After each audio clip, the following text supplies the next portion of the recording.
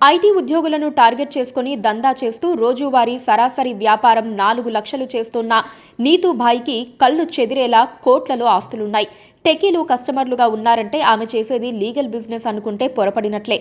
పక్కా illegal. గంజాయి విక్రయిస్తూ కోట్లకు పడగలెత్తింది. నగరంలో గంజాయి క్వీన్ గా పేరు సంపాదించింది. తెలంగాణను డ్రగ్ ఫ్రీ స్టేట్ గా మార్చేందుకు ప్రభుత్వం ప్రత్యేక చర్యలు తీసుకుంటోంది. అందుకోసం ప్రత్యేక పోలీసు బృందాలను సైతం నియమించారు.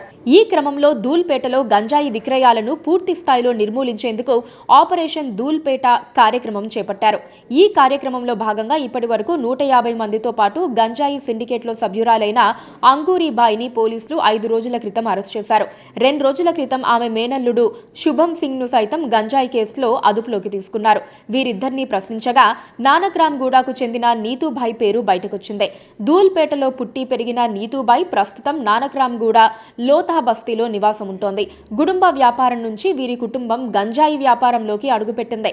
గంజాయి వీరి ఫ్యామిలీ బిజినెస్. నీతూభాయ్ భర్త మున్ను సింగ్ తో సహా 2 కుమారులు కూడా ఇదే దందాలో ఉన్నారు. నీతూభాయ్ ప్రతిరోజు సగటున 2 నుంచి 4 లక్షల సరుకు అమ్ముతున్నట్లు పోలీసులు గుర్తించారు. ఒడిశాలో కిలో గంజాయి 8,000కు తీసుకొచ్చి 5-10 గ్రాములుగా పొట్లాల్లో నింపుతారు.